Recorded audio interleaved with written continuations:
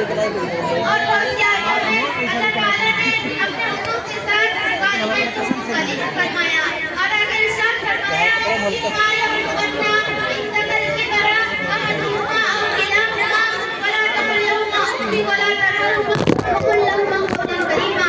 और कुरान सुनने ईमान वाले में से दोनों कोई बुढ़ापे को पहुंच जाए तो वो भी मत करना और ना उनको छिड़कना और उनसे खूब इज्जत और एहतराम से गुफ्तगू करना और उनके आगे अपने आजिज़ी की बात बता देना और उनके लिए दुआ करना। रब्बिरहमहुमा कमा रब्बयानी सगीरा। रब कायनात इस नंबर रहमत की बरसात फरमा जैसा तुमने हमें छोटे पर में पाला था। मगर अफसोस सत अफसोस आज हम अपने वालिदैन की तमाम मशक्क़तों को भुला बैठे हैं। आज हम अपने वालिदैन की मुलाकात की समझते हैं, उनकी तकलीफों पर कुछ नदामत नहीं आती। हम इतने नाशुक्र हो गए कि अल्लाह ताला का खौफ भी नहीं। अल्लाह के प्यारे रसूल सल्लल्लाहु अलैहि वसल्लम ने फरमाया कि बड़े बड़े गुनाहों में से एक बड़ा गुनाह ये भी है कि कोई शख्स अपने वालिदैन को गाली दे। सहाबा कराम ने अर्ज़ किया, या रसूलल्लाह, ये कैसे मुमकिन हो सकता है कि कोई शख्स अपने वालिदैन को गाली दे?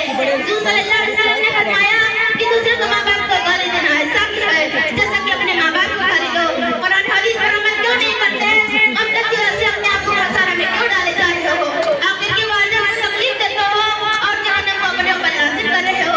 तो आज हमारे लिए बेहतर और ज़रूरी है कि हम अल्लाह और रसूल को खुश करके और अल्लाह ताला के दरबार में रो रो के गिला कर दुआ करें कि अल्लाह हमसे बहुत गलतियां हुई हैं, हमने वालिदैन को तकलीफ पहुंचाया है, अल्लाह हमारी गलतियों को माफ कर और हमें अपनी खिदमत की तौफीक अता फरमा। आमीन। अल्लाह ताला से दुआ है कि हमें वालिदैन के साथ हुस्न सलूक करने की तौफीक अता फरमा। आमीन। तक़ब्बल या रब्बल सना मोहम्मद इश्तियाक के लिए कुछ इनामात हैं। इनामात कुछ नहीं, बहुत ज़्यादा इनाम ले